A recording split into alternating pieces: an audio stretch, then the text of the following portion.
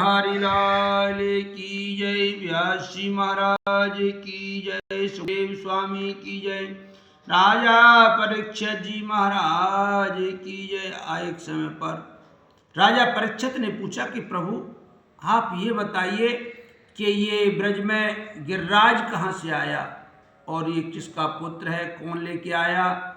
उसी समय पर सुखदेव जी कहते हैं कि हे राजा परीक्षित, आपने बड़ा अच्छा प्रश्न किया है, क्योंकि ब्रज में देखते हैं कि गिरिराज जी की बड़ी परिक्रमा लगती है। तो बताते हैं एक जगह तो ऐसा है जिस समय पर रामचंद्र जी और लंकापुरी में पुल बना रहे थे समुद्र का, तो उस समय पर सभी बानर भालू पर्वतों को खार खार करके लेकर आ रहे थे। तो हनुमान जी इस पर्वत को लेकर के आ रहे थे दुर्नागढ़ से।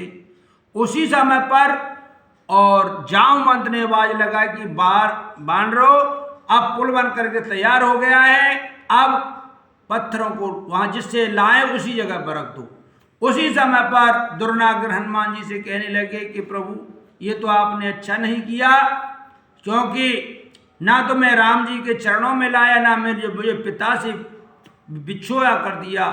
तो उसी समय पर हनुमान जी ने वरदान दिया था कि जिस समय पर द्वापर में कृष्ण रूप धारण करेंगे उस समय पर आपको पुजवाएंगे। एक समय पर ऐसा आया है कि विश्वशर्मा का पिता पुलस्त ऋषि और काशी से दुर्नागर के पास में गए और कहने लगे कि इस पुत्र को मेरे लिए दे दीजिए, मैं इससे पूजा इत्यादि करूंगा।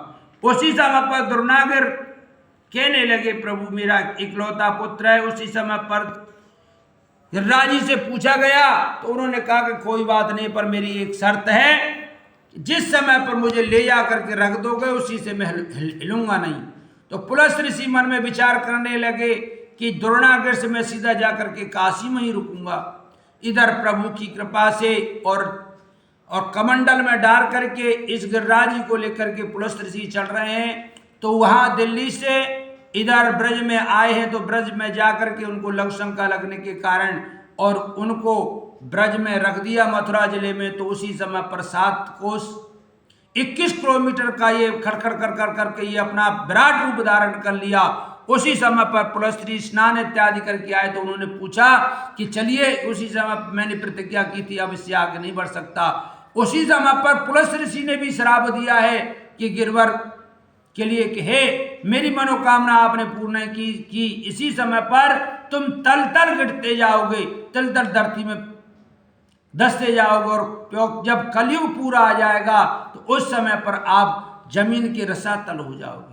कि देखो जिस समय पर द्वापर युग था और सतयुग में ऐसा बताते हैं कि गिरिराज जी से मथुरा 21 किलोमीटर है, इधर गिरिराज जी से बरसाना 21 किलोमीटर है, इधर उनकी जिस समय पर द्वापर में उनकी परछाई मथुरा से और वृंदावन तक जाती थी, इधर बरसाने तक परछाई। आज कलयुग का इतना प्रभाव हो गया है कि बिल्कुल गिरिराज जी समतल आ चुके हैं। पर इनकी महिमा जो मनोकामना से वो गिरिराज जी की परिक्रमा लगाता है, जिसके यहाँ संतान नहीं संतान की प्राप्ति हो जाती है, जो कोड़ी इत्यादि रोग है रोग को मुक्त हो जाता है, जो जिस कामना से भगवान की परिक्रमा लगाता है भगवान का स्मरण करता है वो सभी कामना को पूर्ण करके और वैकुंठ को प्राप्त होता है।